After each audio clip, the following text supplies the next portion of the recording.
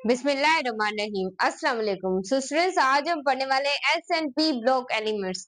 बच्चों, S and P block element को हम इस वीडियो में क्लियर करने वाले हैं। इस वन शॉट के अंदर आपको ऑल ओवर इस चैप्टर की जो भी क्वेरीज है वो क्रिस्टल क्लियर हो जाएंगी। आप भले एमडी गेट की तैयारी करें, आप ई गेट की तैयारी करें हैं, तो सारे स्टूडेंट्स यहाँ से इस चैप्टर को समझ सकते हैं, या भले आप नीट के स्टूडेंट्स हैं।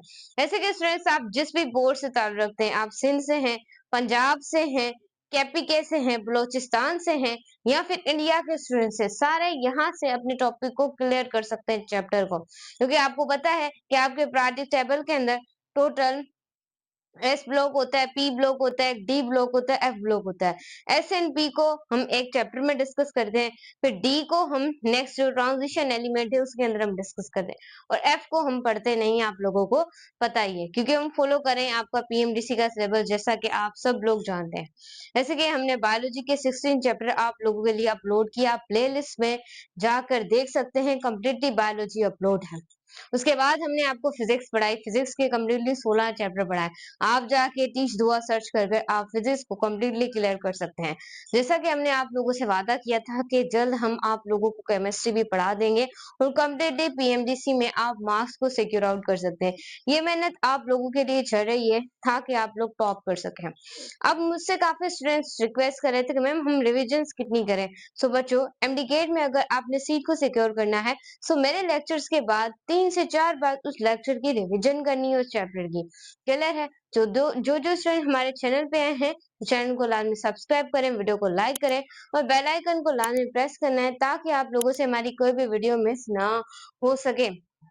क्रिस्टल क्लियर करेंगे। हमारा व्हाट्सएप चैनल टीच दुआ को लाजमी ज्वाइन कीजिए, लिंक डिस्क्रिप्शन के अंदर है। वहां पर इंपोर्टेंट नोट्स और पीडीएफ आप लोगों को मिलते रहते हैं। अदर अकाउंट पे भी हमें फॉलो कर सकते हैं, टिकटॉक दुआ ज़हरा, फेसबुक दुआ ज़हरा, और इंस्टाग्राम टीच दुआ, वहां पे जाके भी हमें फॉलो कर लें। तो चले, हमारा एक और चैनल है जिसका नाम है टीच दुआ बायोलॉजी, उसे भी सपोर्ट कीजिएगा।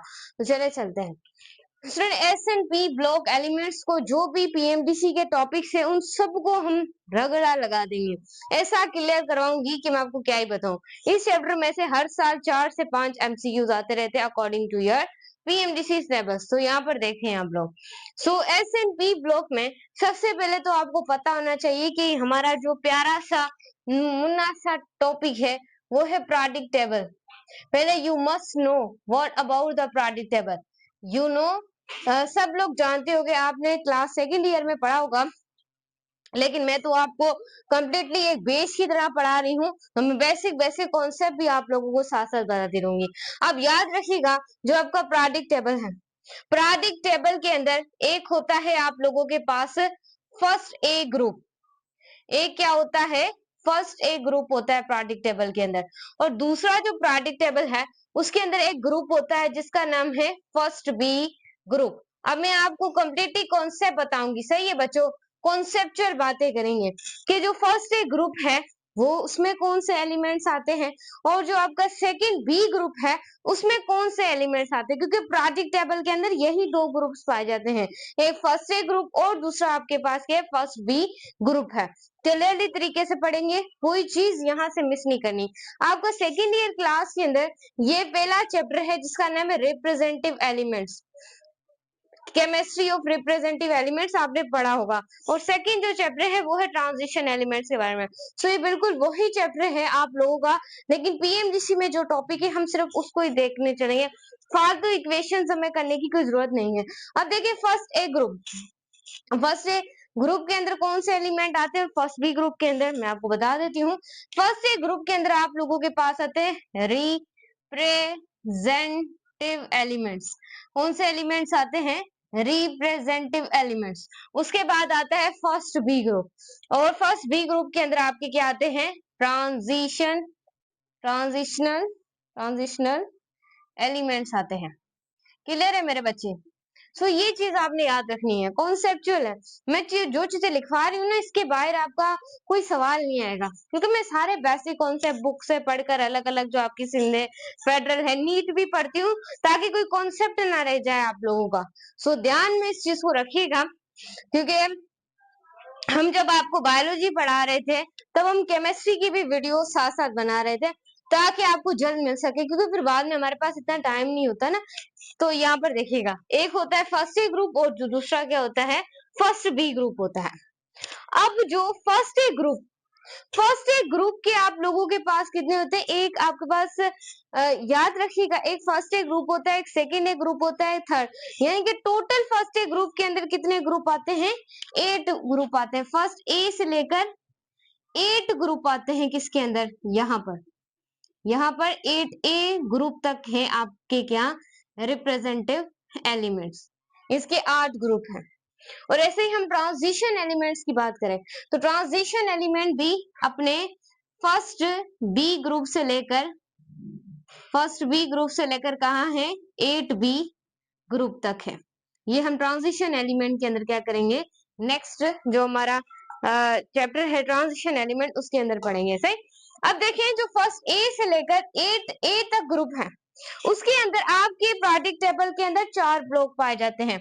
एक पाया जाता है एस ब्लॉक, एक पाया जाता है पी ब्लॉक, और एक मेरे बच्चे पाया जाता है डी ब्लॉक, और एक मेरे बच्चे पाया जाता है एफ ब्लॉक। तो ये 4 ब्लॉक आपके क्या पाए जाते हैं, प्रोडक्ट टेबल के अंदर पाए जाते हैं। अब यहाँ पर जो आपको दिख रहा है एस एंड पी ब्लॉक, यहाँ पर जो एस और पी ब्लॉक दिख रहा है वो यहाँ पर आता है। एस एंड पी ब्लॉक किसके अंदर आता है, रिप्रेजेंटेटिव एलिमेंट्स के अंदर आता है। बाकी जो ट्रांजिशन एलिमेंट्स है उसके अंदर बच्चों आपके 2 ब्लॉक्स आ जाते हैं, एक डी ब्लॉक आता है और दूसरा क्या आता है, एफ ब्लॉक आता है। सो ये चीजें आपका बेसिक है जो कि मैं आपको बता रही हूँ। देखो क्लियर नजर आ रही है नहीं, क्योंकि कोई भी चीज आप लोगों को इस वीडियो के अंदर नहीं, ऐसा नहीं होगा कि कोई सीखने को ना मिले। सो ध्यान में इन चीजों को रखना है कि एस ब्लॉक में क्या है, हमारा पी ब्लॉक में क्या है, डी ब्लॉक में क्या है और एफ ब्लॉक में क्या है। तो ये सारी चीजें आपने पढ़ ली हैं, इतना क्लियर है। अब प्रोडक्ट टेबल के अंदर एक आप लोगों के पास आते हैं ग्रुप ट्रेंड, इसको भी आप पढ़ेंगे। क्या आते हैं, एक आते हैं ग्रुप, पहले ग्रुप पढ़ लेते हैं। ग्रुप क्या होते हैं, प्रोडक्ट टेबल के अंदर स्टूडेंट ग्रुप होता है, जैसे कि फर्स्ट ए ग्रुप से लेकर 8A ग्रुप तक आपके क्या है, रिप्रेजेंटेटिव एलिमेंट्स है। और फर्स्ट बी ग्रुप से लेकर 8B ग्रुप के आप लोगों के पास क्या है, ट्रांजिशन एलिमेंट्स है। याद रखिएगा, प्रोडक्ट टेबल के अंदर हमारे पास ग्रुप होते हैं और ट्रेंड्स होते हैं। ग्रुप का मतलब है जो आपके प्रोडक्ट टेबल के अंदर वर्टिकल कॉलम्स होते हैं, और टोटल ग्रुप्स प्रोडक्ट टेबल के अंदर 16 ग्रुप्स होते हैं, याद रखिएगा। उसके बाद अगर हम बात करें पीरियड्स की, तो प्रोडक्ट टेबल के अंदर 7 पीरियड्स होते हैं, और वो कैसे होते हैं, हॉरिजॉन्टल रोज के अंदर होते हैं, कुछ इस तरीके से। सही। तो ये आपका क्या है, product table. Product table atomic mass के ऊपर डिपेंड नहीं करता, जो प्रोडक्ट टेबल है वो एटॉमिक नंबर पर मुबनी है, नोट इज एटॉमिक मास। तो ये आपका क्या है, प्रोडक्ट टेबल है। अब ग्रुप क्या है, जो कि वर्टिकल कॉलम्स होते हैं प्रोडक्ट टेबल के अंदर। वर्टिकल कॉलम्स, जो वर्टिकल कॉलम्स होते हैं प्रोडक्ट टेबल के अंदर उसे सिंपलीफाई आप लोग क्या बोलते हैं, ग्रुप कहते हैं। उसके बाद अगर हम बात करें ग्रुप के बाद अब देखें टोटल ग्रुप कितने होते हैं प्रोडक्ट टेबल में, इसे थोड़ा ध्यान दें। सो 16 ग्रुप्स होते हैं। कितने ग्रुप्स होते हैं, 16 ग्रुप्स होते हैं टोटल प्रोडक्ट टेबल के अंदर। ये चीज आपने याद रखनी है। उसके बाद मेरे बच्चे आप लोगों के पास आता है जिसे आप कहते हैं पीरियड। अब प्रोडक्ट टेबल के अंदर पीरियड देखें, ये प्रोडक्ट टेबल को डिस्कवर जो किया था वो किया था हेनरी मोजले ने। क्या किया था, हेनरी मोजले ने किया था। ये चीज आपने याद रखनी है। क्लियर है मेरे बच्चे। सो ये वाली चीजों को आप ध्यान से देखिए, ऐसे आप देख लें। मैं आप लोगों को बता देती हूँ कुछ चीजें, ध्यान में आप लोगों ने चीजों को देखना है और स्ट्रेस क्या करना है, समझना है। सो यहाँ पर ध्यान करें, आप लोगों को हर चीजें यहाँ पर क्या आ जाएगी, समझ आ जाएगी। क्लियर है माय स्टूडेंट्स। तो यहाँ पर देखिएगा, एक साइंटिस्ट जो थे पहले कुछ थे, वो थे डुबी रेनर और दूसरा था न्यूलैंड। ये 2 साइंटिस्ट थे जब प्रोडक्ट टेबल को मतलब कि अभी डिस्कवर नहीं हुआ था। तो जो आप लोगों के पास डुबी रेनर है उसने दिया लॉ ऑफ ट्रेड्स। अभी पीरियोडिक टेबल डिस्कवर नहीं हुआ, ये लॉ दे रहे थे। तब ये दो साइंटिस्ट, याद रखिएगा, ये एमसीक्यूज आता है। तो डुबी रेनर है वो लॉ ऑफ ट्रेड्स दे रहा था, और जो न्यू लैंड है वो दे रहा था लॉ ऑफ ऑक्टेट्स।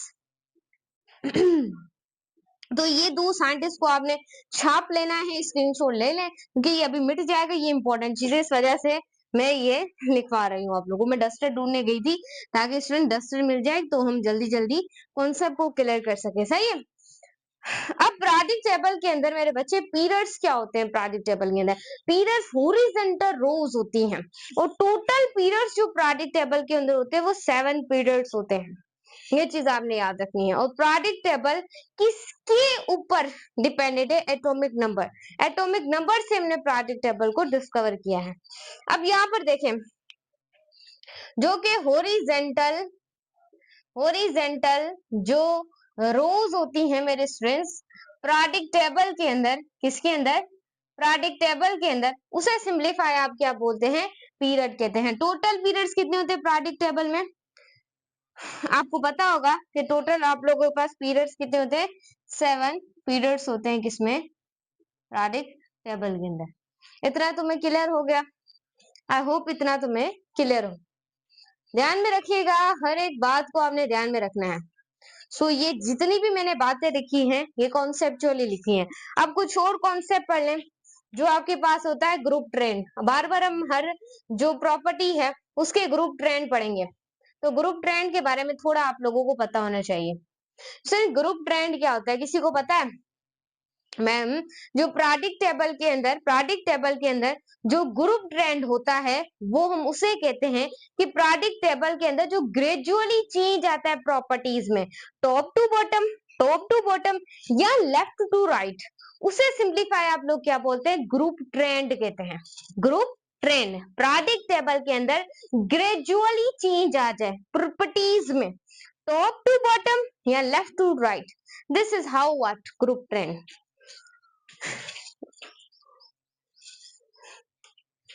माशाल्लाह, चले इसको सीधा कर देते हैं। मेरा पाँव लग जाता है ना बेचारे स्टेन को। चले, क्लियर है? सो बेचारा फंस जाता है। हाँ, मैम से फंस गया मैं। सो यहाँ पर देखिएगा, ग्रुप ट्रेंड क्या होता है? The gradually change properties of periodic table, जो ग्रेजुअली चेंज आता है पीरियोडिक टेबल की प्रॉपर्टीज में, उसे सिंप्लीफाई आप लोग क्या बोलते हैं? ग्रुप ट्रेंड बोलते हैं। इतनी चीजें तुम्हें क्लियर है तो तुम्हें आगे सभी क्लियर होगा। अब तुम इसे देख लो, क्योंकि हम अब आप लोगों के लिए रिप्रेजेंटेटिव एलिमेंट्स को समझाने के लिए फर्स्ट डे और 8 डे ग्रुप को यहाँ पर लिखेंगे। इसे आप देख लें। कोई चीज ना रह जाए तुम्हारी। स्टूडेंट्स यहाँ पर आप तुम देख लो, जल्दी देख लो, जल्दी देख लो, जल्दी देख लो। शोर बहुत ज्यादा हो रहा है, जल्दी देख लो। क्लियर है मेरे बच्चे? सो अब आगे चलते हैं। अब काफी देर बच्चों, ये लाइटिंग का थोड़ा सा मसला है, क्योंकि लाइट होती नहीं है। इस वजह से जब लाइट होती है तब मैं ऑन कर लेती हूँ। फिलहाल लाइट नहीं है, बट अगर मैं लाइट के बारे में सोचती रही तो आपको वीडियोस नहीं मिलेंगी, क्योंकि लाइट कभी होती है कभी नहीं होती। तो आप लाइटिंग के बारे में थोड़ा मत सोचें। मैंने बाहर की रोशनी की है जो कि कुदरत से आ रही है। सो आपको समझा दूं, फिर बाद में आपका सिलेबस रह जाएगा। मेरा तो कुछ नहीं, जब लाइट आएगा तो मैं तब बना सकती हूँ, तब मुझे सुकून भी होगा। गर्मी है स्टूडेंट बहुत ज्यादा, तो साथ में आपका सिलेबस एमडी गेट 16 अगस्त को मेरे बच्चे हो जाएगा संडे के दिन। तो बी प्रिपरेशन लेना है तो समझे, यहाँ पर लाइटिंग को छोड़े, कुछ पाने के लिए कुछ खोना भी पड़ता है। सही तो खोया तो आपने कुछ भी नहीं है। अब यहाँ पर मेरे बच्चे तुम्हें देखना है। देखें, अब हम बात करें रिप्रेजेंटेटिव एलिमेंट्स की। तो रिप्रेजेंटेटिव जो एलिमेंट्स है उसके अंदर आपका एस और पी ब्लॉक आ जाता है, और वो आप लोगों के पास होता है फर्स्ट ए से लेकर कहां तक? 8A तक होता है। इतना तुम्हें पढ़ाया मैंने? जी मैम, आपने पढ़ाया। अब मैं यहाँ पर थोड़ा सा चुन्ना मुन्ना सा पीरियोडिक टेबल तुम्हें ड्रॉ करके दिखा दूं, कहीं बातें ना रह जाएं दिल में तुम्हारे, बातें ना। देखो स्टूडेंट, आपको कितना नजर आएगा, फिर उस हिसाब से मैं यहाँ पर क्या करूंगी? लिखूंगी। क्लियर है मेरे बच्चे? सो इतना तुम्हें क्लियर आ जाएगा जितनी मैंने तुम्हें ये लाइन लगाई थी। क्लियर है? सो यहाँ पे तुमने क्या करना है, ध्यान से टॉपिक्स को क्या करना है, समझना है। तो यहाँ पे स्टूडेंट्स देखें, यहाँ पर अब मैं यहाँ पर क्या कर लेती हूँ, ये आप लोगों के पास है फर्स्ट ए ग्रुप, और ये आप लोगों के पास है सेकंड ए ग्रुप, और ये आप लोगों के पास है थर्ड ए ग्रुप, ये आप लोगों के पास है फोर्थ ए ग्रुप, ये है फिफ्थ ए ग्रुप, ये है सिक्स्थ ए ग्रुप, ये है सेवंथ ए ग्रुप, और ये क्या है, एट ए ग्रुप है। तो यहाँ पे ध्यान से तुमने देखना है, ध्यान से मेरे बच्चे, ध्यान से टॉपिक को फील करते रहना है। सो ये तुम्हारा अभी प्रादिक टेबल ड्रॉ हो रहा है, सो ध्यान से तुमने यहाँ पर देखते रहना है। तो चलें, अब यहाँ पर हम लिखेंगे फर्स्ट ए ग्रुप, यहाँ पर हम लिखेंगे सेकेंड ए ग्रुप, यहाँ पर हम लिखेंगे थर्ड ए ग्रुप, और यहाँ पर हम लिखेंगे। सो स्टूडेंट्स यहाँ पर आप लोगों ने देखना है, ये थोड़ी लाइन करेक्ट नहीं लगी, इसको थोड़ा सा हम यहाँ से करेक्ट कर लेते हैं। क्लियर है मेरे बच्चे? तो यहाँ पर तुमने क्या करना है, ध्यान से देखना है। यहाँ पर तुम्हारे पास है फोर्थ ए ग्रुप, यहाँ पर तुम्हारे पास है फिफ्थ ए ग्रुप, ये है तुम्हारे पास सिक्स्थ ए ग्रुप, ये है तुम्हारे पास सेवंथ ए ग्रुप, ये तुम्हारे पास क्या है, एट ए ग्रुप। बच्चों इसको ये नहीं बना one A group two A group, ये गलत होगा, क्योंकि इसे आप फर्स्ट सेकंड इस तरीके से पढ़ते हैं। ऐसे आप पोजीशन को जब आपको मिलती थी, जब आप छोटे बच्चे थे, तो आपको क्या वन ए ग्रुप ऐसे ऐसे मिलती, वन आया है तो टू आया है, सही नहीं लगता ना। इस वजह से हम यहाँ पर इस्तेमाल करते हैं फर्स्ट ए ग्रुप का, सेकंड ए ग्रुप का, थर्ड ए ग्रुप का, फोर्थ, एक सीक्वेंस को फॉलो करने के लिए। अब फर्स्ट ये जो मैं यहाँ पर आपको लिख रही हूँ एलिमेंट, इनको आपने याद करना है, क्योंकि कहीं से कहां से सवाल आ सकता है कि बताएं कि टॉप टू बॉटम जाते हुए किसका एटॉमिक रेडियस डिक्रीज होगा। फिर आपसे सवाल आ सकता है कि बताएं थर्ड ए ग्रुप के अंदर तीसरा एटम कौन सा है, एलिमेंट कौन सा है। तो आपको ये ध्यान में रखना पड़ेगा। इसके लिए आप लोगों को मैं एक चीज बताऊंगी जिससे आप याद करेंगे। तो पहला हाइड्रोजन है, दूसरा लिथियम है, तीसरा सोडियम है, चौथा पोटेशियम है यार, और पांचवा सीजियम है, और छठवां आप लोगों के पास क्या, फ्रांशियम है। सही? हाल ही ने की रब से फरियाद, हाल ही ने की रब से फरियाद, जिसको आप ऐसे भी याद कर सकते हैं। उसके बाद यहाँ पर बीएमसी सबर, तो बी से क्या आता है, बेरिलियम। सही? बीएम, एम से क्या आता है, मैग्नीशियम, बीएमसी। सी से क्या आएगा, कैल्शियम, सबर, स्ट्रोंटियम, बी से बेरियम, और आर से क्या आ जाएगा, रेडियम। ये ट्रिक कैसी रही मेरे बच्चे? अब थर्ड ए ग्रुप के अंदर में क्या ही ट्रिक लगाएंगी आप, देखें। आपके पास आता है बोरोन, आप लोगों के पास क्या आता है, बोरोन आता है, एल्यूमिनियम आता है, सही है, गैलियम आता है, सही है। इसको आपने पढ़ना है बेज, एंडियम एंड हेलियम।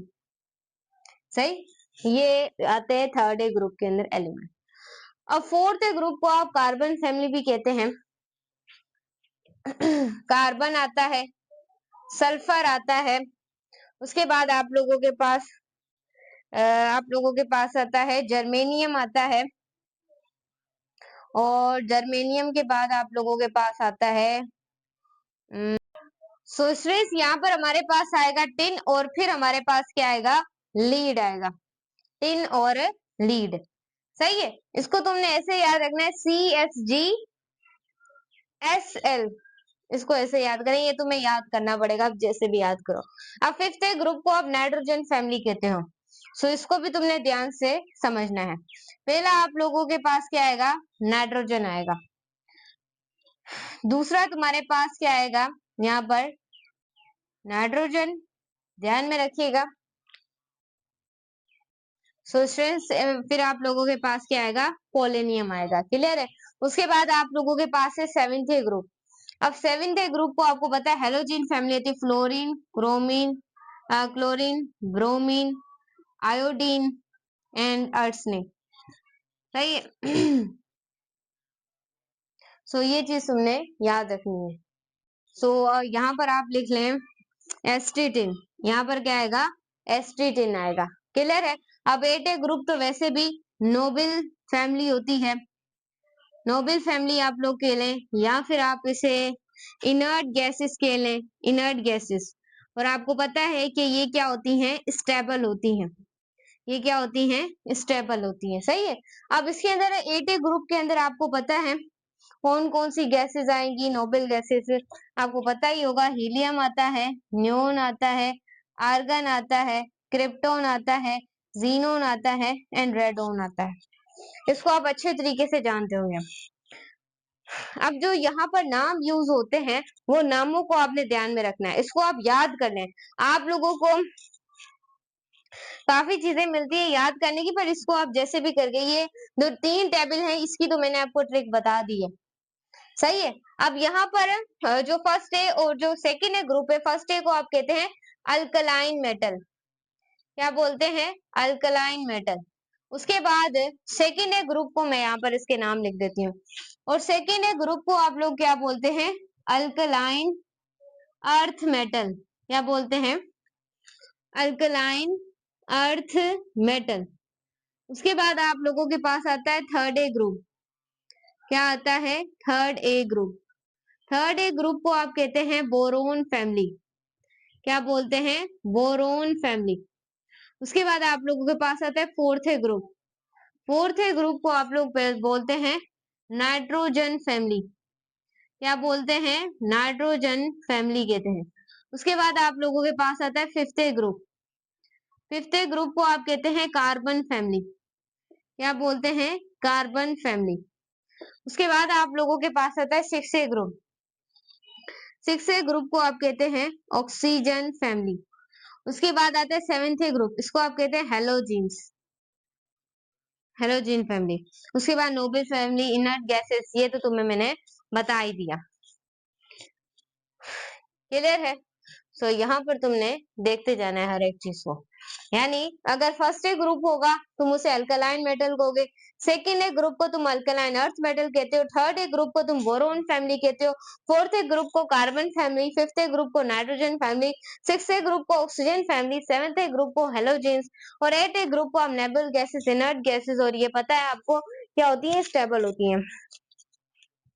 अब ध्यान में तुमने ना एक चीज लिखनी है, देखो नजर आएगा नहीं।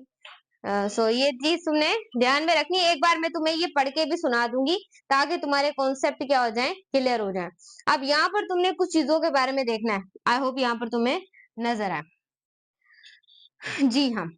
अब देखें, जो फर्स्ट ए एंड जो सेकेंड ए ग्रुप है, ये दोनों आपका क्या होता है, S block.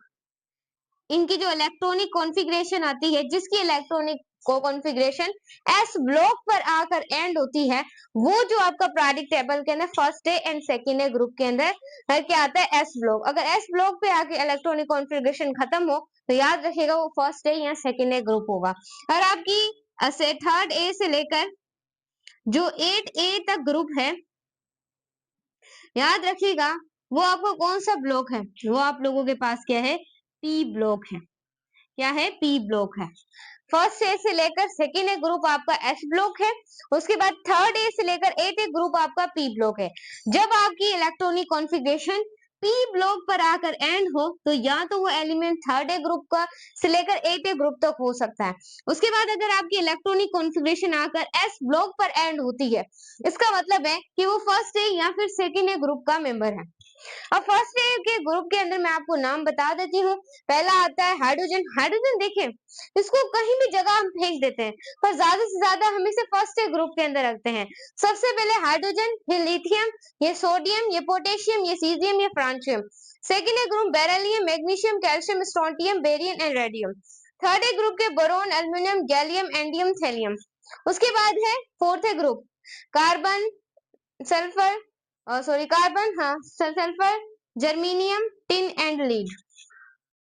Nitrogen, phosphorus, arsenic, antimony, bismuth. उसके बाद six A group oxygen family, oxygen, silicon, selenium, tellurium, polonium. सही। उसके बाद आता है eight A group, seventh A group.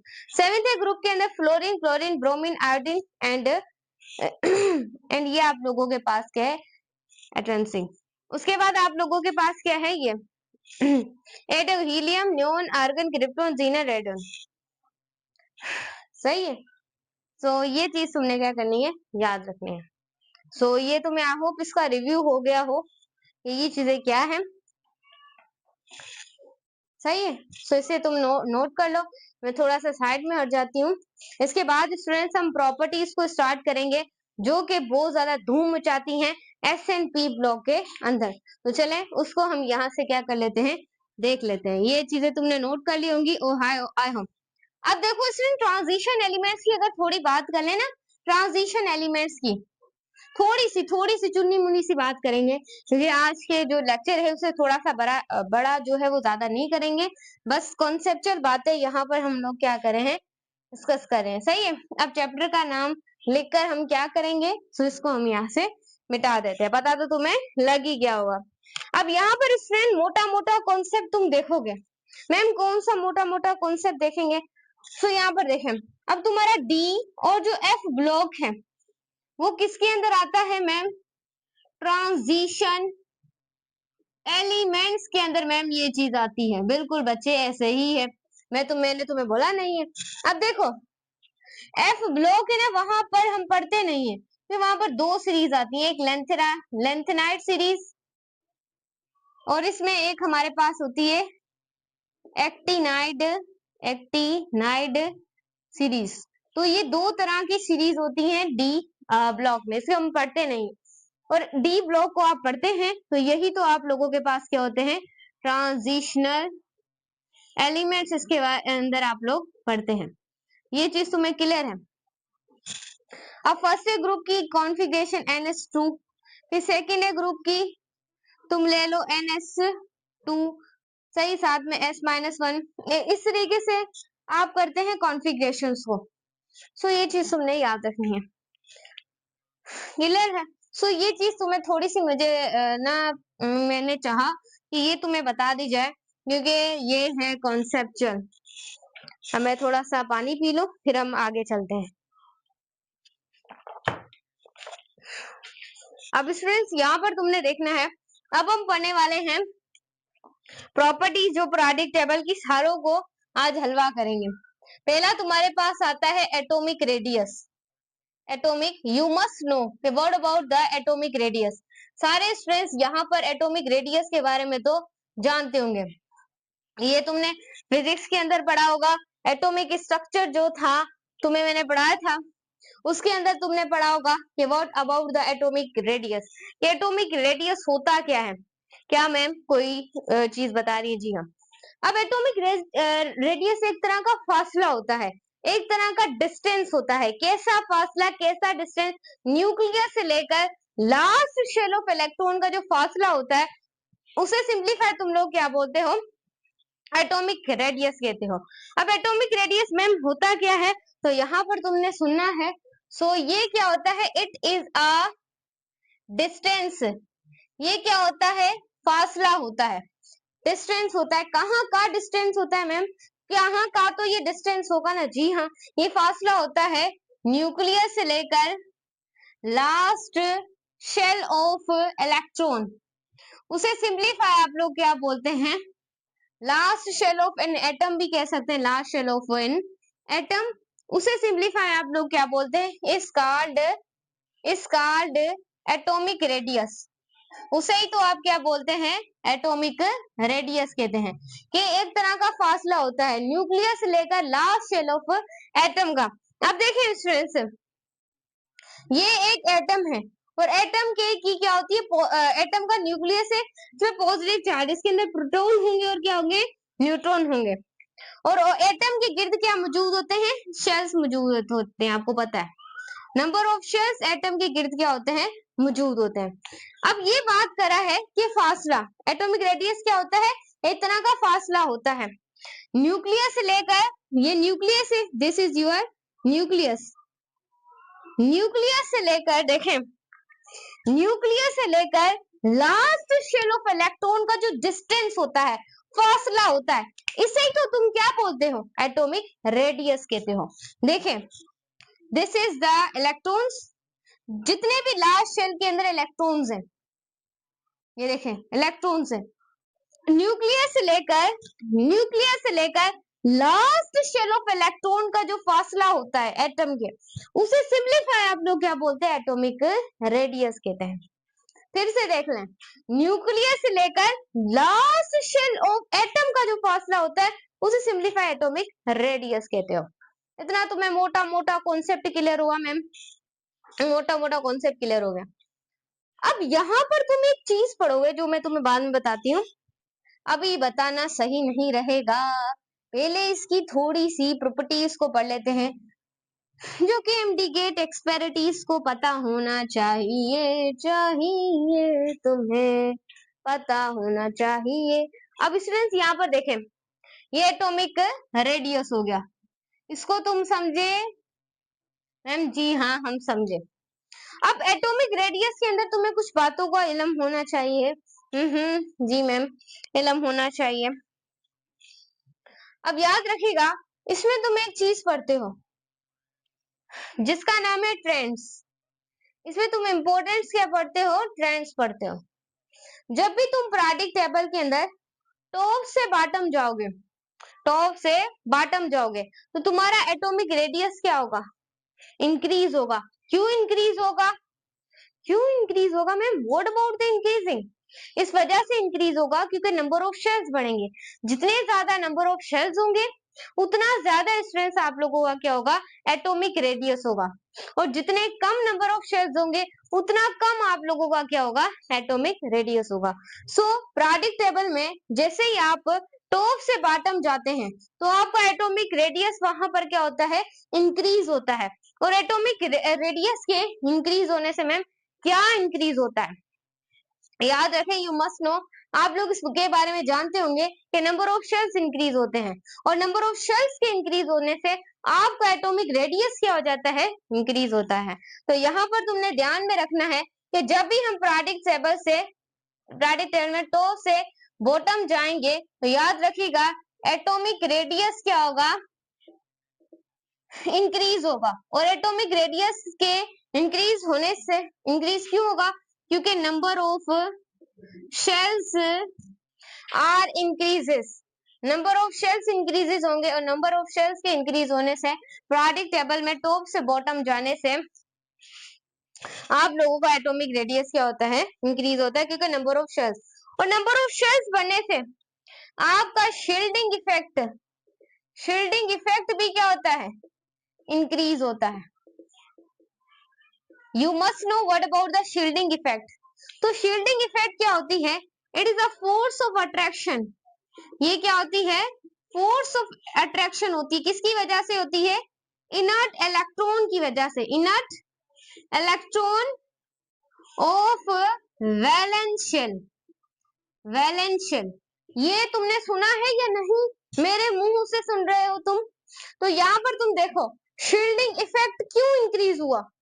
क्यों इंक्रीज हुआ? क्योंकि एटम के अंदर नंबर ऑफ शेल्स इंक्रीज हुए। नंबर ऑफ शेल्स के इंक्रीज होने से एटॉमिक रेडियस इंक्रीज हुआ, और एटॉमिक रेडियस के इंक्रीज होने से, नंबर ऑफ शेल्स के इंक्रीज होने से शील्डिंग इफेक्ट भी इंक्रीज होता है। क्यों इंक्रीज होता है? क्योंकि ये एक तरह की फोर्स ऑफ अट्रैक्शन होती है। इनर्ट इलेक्ट्रॉन की वजह से, जो कि किसके अंदर होते हैं? वैलेंस शेल के अंदर होते हैं। और वैलेंस शेल का मतलब क्या है? लास्ट शेल, या आप इसे दूसरा कहते हैं आउटर मोस्ट शेल। तुम इसे किस भी नाम से बुलाओ, या तुम इसे कह लो मेरे बच्चे, इसे कह लो तुम वैलेंस शेल। अब जिस भी नाम से तुम बुला लो, जिस भी नाम से मुझे बुला लो, मैं रेडी हो जाऊंगा।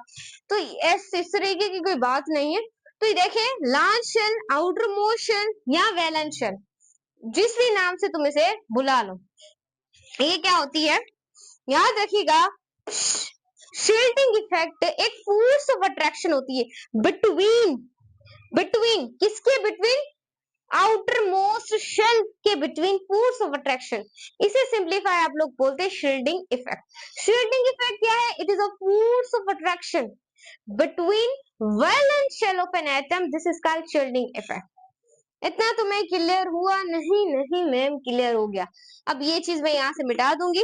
अब तुम्हें पता चल गया कि जब भी तुम पीरियोडिक टेबल में टॉप से बॉटम जाओगे तो एटॉमिक रेडियस के इंक्रीज होने से, नंबर ऑफ शेल्स के इंक्रीज होने से, याद रखिएगा शील्डिंग इफेक्ट भी क्या होगा, इंक्रीज होगा। सही है, इतना मोटा मोटा कॉन्सेप्ट तुम्हें क्लियर हुआ। ये पहला ट्रेंड है। दूसरा जो ट्रेंड है, तुम पढ़ते हो जब भी तुम पीरियोडिक टेबल में का क्या करते हो, लेफ्ट टू राइट जाते हो, तो लेफ्ट टू राइट जाने से आपका एटॉमिक जो रेडियस है वो याद रखिएगा वो क्या होता है, डिक्रीज होता है। और एटॉमिक रेडियस के कम होने से, क्यों कम होता है एटॉमिक रेडियस, क्योंकि nuclear charge of an atom are increases, वो क्या हो जाती है, इंक्रीज होती है।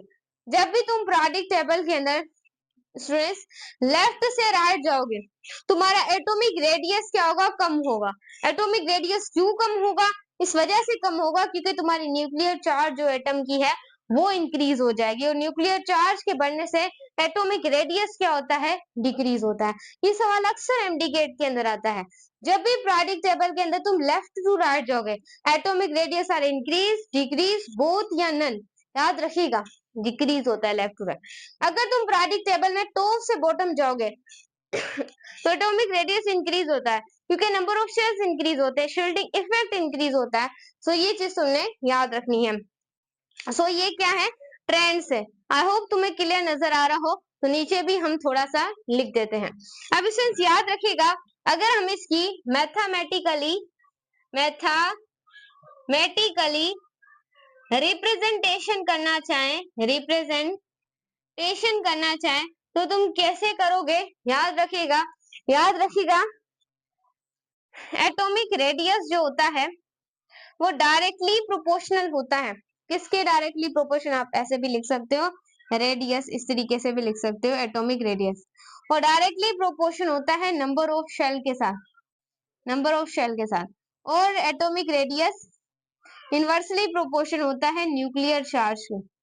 जितनी ज्यादा किसी भी एटम की न्यूक्लियर चार्ज बढ़ती जाएगी, उसके नंबर ऑफ एटॉमिक रेडियस क्या होता जाएगा, डिक्रीज होता जाएगा। और जितना एटॉमिक रेडियस डिक्रीज होगा, उतनी न्यूक्लियर चार्ज तुम्हारी क्या होगी, इंतजार कर रही है कि वो इंक्रीज हो जाएगी। सही हो गया। सो ये बात तुमने क्या करनी है, याद रखनी है। इसके बाद तुम्हारा एटॉमिक रेडियस का टॉपिक होता है खत्म। इसे तुम यहाँ से देख लो स्टूडेंट्स, यहाँ से क्लियरली तरीके से तुमने देखना है। सो ये हो गया तुम्हारा एटॉमिक रेडियस का टॉपिक कंप्लीट। अब यहाँ पर नेक्स्ट जो हम टॉपिक पढ़ने वाले हैं वो ध्यान से तुमने सुनना है, वो है आयोनाइजेशन पोटेंशियल। क्या पढ़ेंगे, आयोनाइजेशनल पोटेंशियल को हम लोग यहाँ पर पढ़ेंगे। अब मेरे बच्चे यहाँ पर आयोनाइजेशनल पोटेंशियल कौन सी बला है, होता क्या है पोटेंशियल पोटेंशियल। अब देखें आयोनाइजेशन पोटेंशियल वैसे होता क्या है, क्या तुम जानते हो? जी हाँ मैम, हम जानते हैं।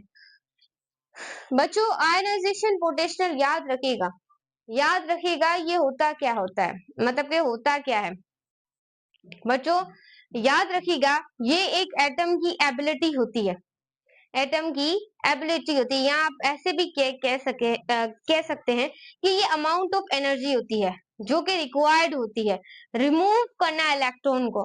कैसे करना है इलेक्ट्रॉन को remove, last shell of atom से इलेक्ट्रॉन को रिमूव करना।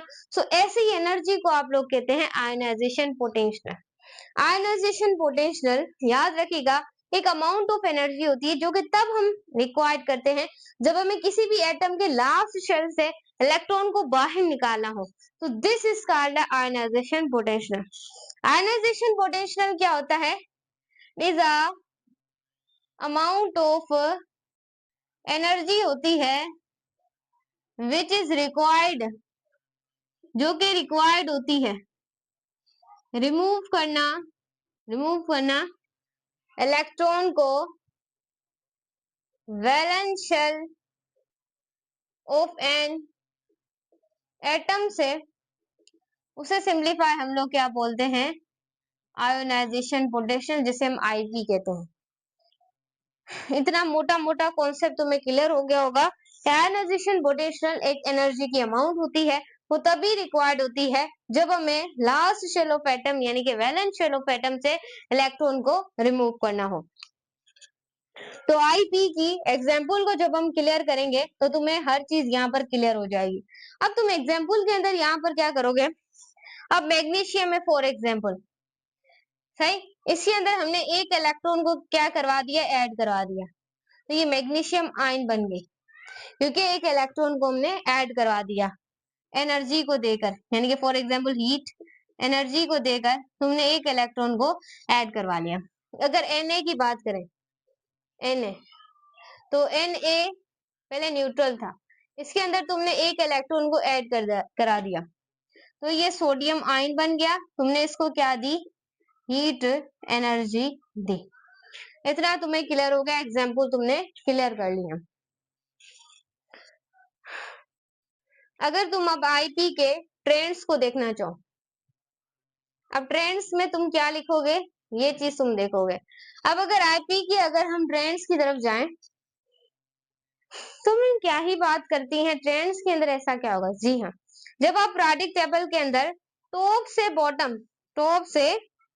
बॉटम की तरफ जाते हैं, तो याद रखिएगा आईपी की वैल्यू क्या होती है, डिक्रीज होती है। आईपी की वैल्यू क्यों डिक्रीज होती है, क्योंकि नंबर ऑफ शेल्स इंक्रीज होते हैं, और जब नंबर ऑफ शेल्स इंक्रीज होते हैं तो आईपी की वैल्यू डिक्रीज होती है, और इलेक्ट्रॉन को easy to remove a valence shell, valence shell से इलेक्ट्रॉन को निकालना आसान होता है जब आईपी की वैल्यू कम होती है, नंबर ऑफ शेल ज्यादा होते हैं। सो याद रखिएगा इलेक्ट्रॉन को निकालना बहुत आसान होता है। तो यहाँ पर देखिएगा, जब भी हम पीरियोडिक टेबल से टॉप टू बॉटम जाते हैं, टॉप से बॉटम जाते हैं, तो एक चीज याद रखिएगा, आईपी की जो वैल्यू है वो क्या होती है, डिक्रीज होती है। आईपी की वैल्यू क्यों डिक्रीज होती है, याद रखिएगा, number of shell are increases, क्योंकि नंबर ऑफ शेल क्या होते हैं, इंक्रीज होते हैं, उनके इंक्रीज होने से more easily to remove electron in valence shell of an atom, सही। सो इसे यहाँ से देख लें, देखो नजर आ रहा है, बिल्कुल क्लियर नजर आ रहा है, अब तो मुझे चक्कर आने लग गए। अब इसे यहाँ पर देखिए, पर पूरा करवाऊंगी चैप्टर आप लोगों को। तो यहाँ पर देखें, जब भी हम पीरियोडिक टेबल में लेफ्ट टू राइट जाते हैं, क्या जाते हैं, लेफ्ट टू राइट जाते हैं, तो याद रखिएगा आईपी वैल्यू क्या होती है, इंक्रीज होती है, और आईपी वैल्यू के इंक्रीज होने से याद रखिए क्यों इंक्रीज होती है, क्योंकि न्यूक्लियर चार्ज जो होती है एटम की, वो क्या होती है, इंक्रीज होती है, और उसके इंक्रीज होने से वैलेंस शेल से इलेक्ट्रॉन को निकालना मोर डिफिकल्ट, बहुत ज्यादा क्या होता है, मुश्किल होता है। समझे या समझाऊं, तो यहाँ पर स्टूडेंट देखें कि जब भी हम पीरियोडिक टेबल से टॉप टू बॉटम जाएंगे, तो याद रखिएगा डिक्रीज होंगे नंबर ऑफ शेल्स, इसके डिक्रीज होने से इलेक्ट्रॉन को निकालना वैलेंस शेल से आसान होगा। जब हम पीरियोडिक टेबल से लेफ्ट टू राइट जाएंगे, सो आईपी की वैल्यू इंक्रीज होगी, क्योंकि नंबर ऑफ शेल डिक्रीज होंगे, न्यूक्लियर चार्ज इंक्रीज होगी और वैलेंस शेल से इलेक्ट्रॉन को निकालना बहुत ज्यादा मुश्किल होगा। सो स्टूडेंट्स इसे आप नोट कर लें मेरे बच्चे, इसे आप नोट कर सकते हैं। तो नीचे वाली पॉइंट तो आपको पता ही होगी, देख सकते हैं आप लोग, वैलेंस शेल से इलेक्ट्रॉन को निकालना क्या होता है, मोर डिफिकल्ट होता है। इतना तुम्हें अब क्लियर ही रहेगा। अब हम आगे चलते हैं, सही हो गया। तो यहाँ पर ये था आप लोगों के पास आयोनाइजेशन पोटेंशियल, क्योंकि आपके पीएमडीसी वालों ने बोला था बच्चों को पढ़ा दीजिएगा, सही है, तो पढ़ा दिया तुम्हें मैंने। अब हमारे पास आता है नेक्स्ट, जिसको तुम कहते हो, बहुत ही प्यार से तुम जानते हो, इसको तुम कहते हो इलेक्ट्रॉन एफिनिटी। मैम ये क्या ही बला आ गई, पीएमडीसी ने दी है इलेक्ट्रॉन एफिनिटी। अब इलेक्ट्रॉन एफिनिटी क्या होती है, ध्यान में रखिएगा बच्चों। अगर हम फेडरल के हिसाब से देखें तो ये टॉपिक उनकी बुक्स के अंदर इंक्लूडेड है और आपकी सिंध के अंदर ये टॉपिक इंक्लूड नहीं है, लेकिन पीएमडीसी वालों ने दिया तो हमें पढ़ना पड़ेगा। मेरे बच्चे, इलेक्ट्रॉन एफिनिटी क्या होती है, कॉन्सेप्ट को तुमने फील करना है और तुमने कुछ भी नहीं करना, ओनली कॉन्सेप्ट। अब बच्चों जैसे कि मैंने तुम्हें अभी पढ़ाया आयोनाइजेशन पोटेंशियल, आयोनाइजेशन पोटेंशियल में मैंने तुम्हें ये बताया कि इसके अंदर ये एनर्जी की अमाउंट होती है जिससे हम वैलेंस शेल से इलेक्ट्रॉन को क्या करते हैं, रिमूव करते हैं, वो एनर्जी। अब इसका रिवर्स करें, यानी कि वाइस वर्सा करें, इसका रिवर्स ही आप लोगों के पास होता है इलेक्ट्रॉन एफिनिटी। इलेक्ट्रॉन एफिनिटी क्या होती है, the amount of energy which is required to edit of electron in valence shell of an atom to the neutral gases ions. तो इसे हम सिंपलीफाई इलेक्ट्रॉन एफिनिटी कहते हैं। बच्चों इलेक्ट्रॉन एफिनिटी क्या होती है, एक तरह की अमाउंट ऑफ एनर्जी होती है जो रिक्वायर्ड होती है इलेक्ट्रॉन को ऐड करवाना valence shell of an atom, this is called electron affinity. इतना मोटा मोटा कॉन्सेप्ट तुम्हें क्लियर हुआ नहीं मेरे बच्चे, तो ये है इलेक्ट्रॉन एफिनिटी। मेरा पाँव लग गया फिर से इस ट्रेन को, बेचारा टेढ़ा हो गया, इसको सीधा कर लेते हैं। तो देखिए इलेक्ट्रॉन एफिनिटी। अब मेरे बच्चे इलेक्ट्रॉन एफिनिटी क्या होती है, electron affinity amount of energy होती है जो कि रिक्वायर्ड होती है to added of electron valence shell of an atom, this is called electron affinity. Electron affinity क्या होती है, जब हम एटम के लास्ट शेल से इलेक्ट्रॉन को आकर ऐड कर देते हैं, इसे आप इलेक्ट्रॉन एफिनिटी कहते हैं। इतना तुम्हें क्या हो गया, क्लियर हो गया। This is called electron affinity. अब इलेक्ट्रॉन एफिनिटी एक तरह का सब समझाते हैं कि ये एक तरह का एक्सोथर्मिक प्रोसेस होता है। This is a exothermic process, ये होता है एक्सोथर्मिक प्रोसेस है। लेकिन जो फर्स्ट इलेक्ट्रॉन एफिनिटी होती है, देखिए थोड़ा मोटा कॉन्सेप्ट को फील करें, तो फर्स्ट इलेक्ट्रॉन एफिनिटी होती है वो तो एक्सोथर्मिक होती है, ये इसमें तो कोई शक नहीं है। जो सेकेंड इलेक्ट्रॉन एफिनिटी होती है ना, ये नोट कर लें, क्योंकि अगर तुम केमिस्ट्री के पेपर के अंदर या टेस्ट के अंदर टॉप करना चाहते हो एमडी गेट के अंदर, तो तुमने नोट वाले पोर्शन को लास्ट नहीं पढ़ना है कि कौन सी चीजों की एक्सेप्शन, जिसने केमिस्ट्री के डिटेल तो हर कोई पढ़ लेता है, लेकिन अगर तुमने टॉप करना है तुम्हें असम्पशन को भी पढ़ना होगा। ऐसे कि आप लोगों को पता है आर्मीनियस थ्योरीज की कुछ असम्पशन थी, लेकिन वो नहीं है। लेकिन मैं आपको एक बात बता रही हूँ, अगर तुमने टॉप करना है तो तुम्हें असम्पशन को देखना पड़ेगा जो चीजें गलत है। अब देखें, अगर हम इलेक्ट्रॉन एफिनिटी सेकंड की बात करें तो सेकंड में तो यहाँ पर एंडोथर्मिक प्रोसेस होता है, तो बच्चे कैसे कह लेते हैं कि ये सिर्फ एक्सोथर्मिक प्रोसेस है, टीचर्स भी यही पढ़ाते हैं कि भाई ये एक्सोथर्मिक प्रोसेस है। लेकिन याद रखिएगा जो सेकंड इलेक्ट्रॉन एफिनिटी वो एंडोथर्मिक। अगर आप लोगों के पास एमसीक्यूज आता है, व्हाट इज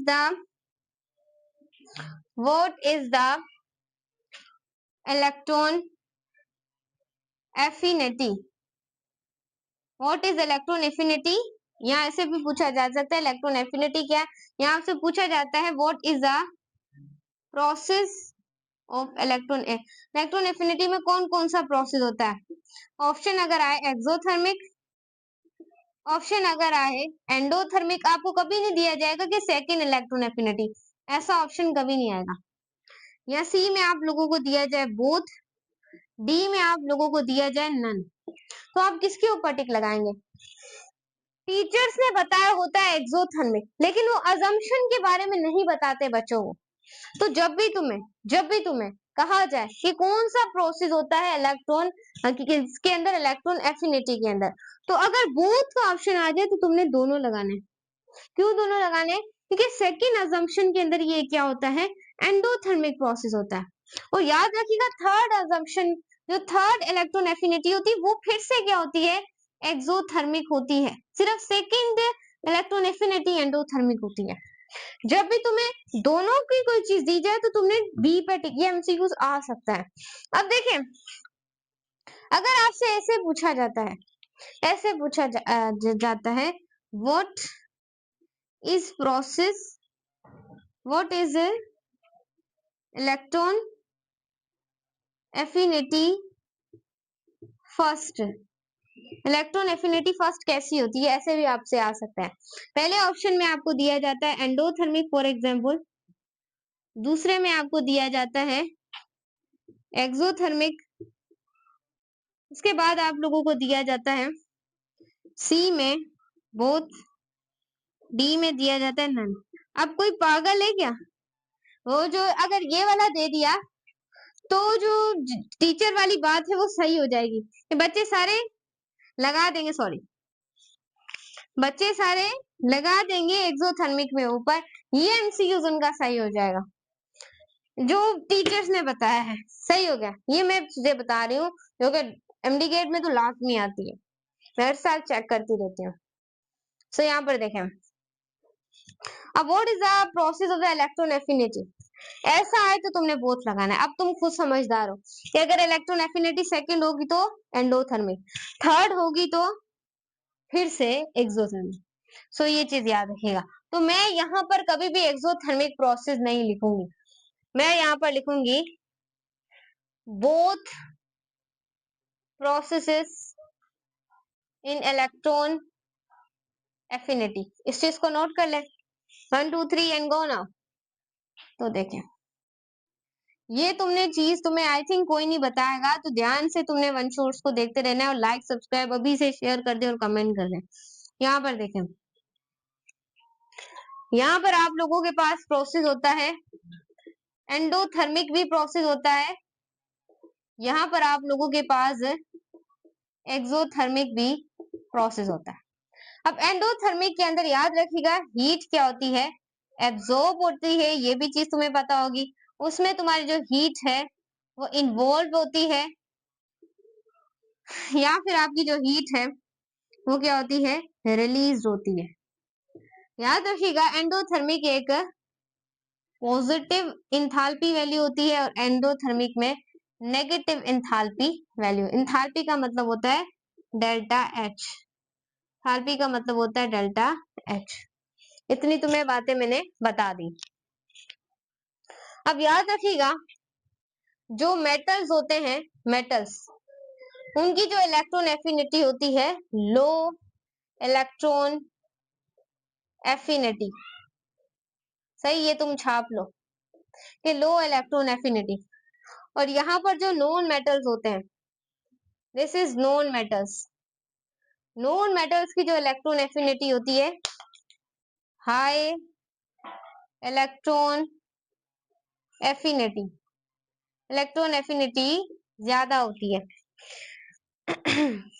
तो ये चीज तुमने याद रखनी है कि इलेक्ट्रॉन एफिनिटी कम किसकी होती है, इलेक्ट्रॉन एफिनिटी ज्यादा किसकी होती है। इतना तुम्हें मोटा मोटा कॉन्सेप्ट क्लियर है। अब अगर मैं यहाँ पर बात करूं फ्लोरीन की एग्जाम्पल को, देखो नजर आएगा, फिर से स्टैंड मिल गया, क्या हो जाता है यार। अब से नीचे तुम्हें नजर आ जाएगा, नीचे तुम्हें नजर आ जाएगा। अब तुम यहाँ पर देखोगे मैम, देखोगे, जी हाँ हम देखेंगे मैम। अब देखिए एग्जाम्पल के अंदर मेरे बच्चे, तुम यहाँ पर लोगे फ्लोरीन की एग्जाम्पल, मैं यहाँ मिटा ही देती हूँ क्योंकि इसको आप नोट कर लें, क्योंकि ये एग्जाम्पल आपको डिटेल में मैं पढ़ाऊंगी। सो यहाँ पर देखिए ध्यान में रखिएगा। अब अगर मैं तुम्हें यहाँ पर एग्जाम्पल की बात करूं कि कैसे, अब अगर मैं तुम्हें फ्लोरीन की बात करूं, किसकी, फ्लोरीन की, किसकी मैम, फ्लोरीन की। सो ध्यान में एक चीज तुमने रखनी है, वो मैं तुम्हें बताती रहती हूँ और तुमने मेरी बात को सुनते रहना है। अब जो फ्लोरीन है उसकी जो वैलेंस शेल की बात करें, वैलेंस शेल के अंदर कितने इलेक्ट्रॉन है, याद रखिएगा 2 and 7, पहले शेल में 2, आखिरी शेल में 7 इलेक्ट्रॉन्स है इसके वैलेंस शेल में। तो ये 2 और 7 हमने लिख दिया, तो टोटल हो गए 9। 9 का मतलब इसके वैलेंस शेल के अंदर 9 प्रोटॉन है और 9 क्या है, इलेक्ट्रॉन्स है। इतना तो तुम समझते हो गए। हमने इसके अंदर क्या किया, एक इलेक्ट्रॉन को ऐड करवा दिया, एक इलेक्ट्रॉन को ऐड करवा दिया। अब ये न्यूट्रल से जो फ्लोरीन है ये स्टेबिलिटी गेन कर गए, ये बन जाएगा फ्लोरीन आयन। अब फ्लोरीन आयन बन गया, यहाँ पर हमें कुछ ना कुछ हीट एनर्जी देनी पड़ी होगी फ्लोरीन को स्टेबल करना और गैसियस आयन में चेंज करने के लिए। कुछ ना कुछ हमें क्या हमने दी होगी, कुछ ना कुछ एनर्जी दी होगी, सही है। जैसे फॉर सपोज हमने दे दी 133 किलो जूल पर मोल, इतनी हमने फॉर एग्जाम्पल एनर्जी दे दी कि इसको किसमें चेंज करने के लिए, फ्लोरीन को फ्लोरीन आयन में चेंज करने के लिए हमने इतनी एनर्जी दे दी। अब जब हमने एक इलेक्ट्रॉन को इसके अंदर ऐड करवा दिया तो अब हमारे पास क्या हो जाएंगे, 10 इलेक्ट्रॉन हो जाएंगे और हमारे पास क्या हो जाएंगे, 9 प्रोटॉन ही रहेंगे, सही। तो ये चीज तुमने याद रखनी है। अब ये जो प्रोसेस है आपको पता है कि नेगेटिव साइन आ जाए, इसका मतलब ये इलेक्ट्रॉन एफिनिटी जो फर्स्ट है वो एक्सोथर्मिक एक तरह का प्रोसेस है, सही। यहाँ पर हमने एक इलेक्ट्रॉन को ऐड करवा दिया। अब यहाँ पर मैं बात कर रही हूँ ऑक्सीजन को हम यहाँ पे क्या ले रहे हैं, न्यूट्रल ले रहे हैं और उसके अंदर एक इलेक्ट्रॉन को हम ऐड करवाते हैं। अब यहाँ पर देखो ऑक्सीजन के वैलेंस शेल के अंदर 2 और 6 क्या होते हैं, इलेक्ट्रॉन। अब इलेक्ट्रॉन कितने होते हैं, 8 इलेक्ट्रॉन होते हैं और 9 जो 8 है वो क्या होते हैं, प्रोटॉन होते हैं। इतना तुम सबको पता होगा। अब ये किसमें कन्वर्ट हो गया, ऑक्सीजन आयन में कन्वर्ट हो गया क्योंकि एक इलेक्ट्रॉन को हमने ऐड करवा लिया और यहाँ पर हम लोगों ने क्या दे दी, हीट एनर्जी दे दी। फॉर एग्जाम्पल हमने जितनी भी हीट एनर्जी दे दी, एग्जाम्पल फॉर एग्जाम्पल ही बात कर रही हूँ, रियल में ये इसकी एनर्जी नहीं, आप सर्च कर लीजिएगा फिर मुझे कमेंट में बताएगा। अब अगर हम ऑक्सीजन आयन को फॉर एग्जाम्पल हम हीट एनर्जी देते हैं, फॉर एग्जाम्पल -134 किलो जूल पर मोल, इतनी हमने इसको फॉर एग्जाम्पल एनर्जी दे दी है एक इलेक्ट्रॉन को ऐड करवाने के लिए, सही। अब जैसे ही हमने एक इलेक्ट्रॉन को यहाँ पर ऐड करवा दिया, अब इसके वैलेंस शेल में एक इलेक्ट्रॉन क्या हो गया, इंक्रीज हो गया। अब 9 इलेक्ट्रॉन हो जाएंगे और 8 प्रोटॉन ही रहेंगे क्योंकि हमने प्रोटॉन को तो ऐड नहीं करवाया। अब ये भी एक तरह का क्या है, एक्सोथर्मिक क्या है, एक तरह का प्रोसेस है, सही है मेरे बच्चे। तो ये चीज तुमने क्या करनी है, याद रखनी है। अब नीचे भी हम थोड़ा लिख लेते हैं। अब स्टूडेंट्स अभी भी ये जो ऑक्सीजन है ये इसने स्टेबिलिटी गेन नहीं की, अभी भी इसको एक इलेक्ट्रॉन चाहिए। जब स्टूडेंट ऐसी कंडीशन हो जाए, जब स्टूडेंट्स ऐसी कंडीशन हो जाए कि हम एक इलेक्ट्रॉन को ऐड करवाने से अभी भी और एक इलेक्ट्रॉन यहाँ की जरूरत हो तो हमें करवाना पड़ेगा, अब क्या करवाना पड़ेगा, अब हमें करवाना पड़ेगा एंडोथर्मिक प्रोसेस, और ज्यादा हीट एनर्जी देनी पड़ेगी। यानी कि पॉजिटिव में हमें क्या देनी पड़ेगी, हीट एनर्जी देनी पड़ेगी। किसके अंदर देनी पड़ेगी, पॉजिटिव के अंदर हीट एनर्जी, अगर हमने और एक इलेक्ट्रॉन को ऐड करवाना है। सो कैसे करवाएंगे, यहाँ पर आप देखिएगा ये हमारे पास ऑक्सीजन आयन में हमने जो चेंज कर दिया, अब इसको हम और ज्यादा क्या देंगे, हीट एनर्जी देंगे। और जब हम स्टूडेंट्स इसको और ज्यादा हीट एनर्जी देंगे सो ये कन्वर्ट हो जाएगा O-2 में। अब यहाँ पर जो इलेक्ट्रॉन है, पहले ऑक्सीजन आयन में कितने थे, वैलेंस शेल के अंदर 2 से 7, यानी कि 9 इलेक्ट्रॉन्स थे, प्रोटॉन कितने थे, 8 प्रोटॉन थे, सही। जब ये O-2 में कन्वर्ट हुआ, अब यहाँ पर देखिए कितने इलेक्ट्रॉन और कितने प्रोटॉन है। अब इलेक्ट्रॉन एक और इलेक्ट्रॉन बढ़ गया, अब 10 इलेक्ट्रॉन हो गए और 8 क्या रह गए, प्रोटॉन रह गए।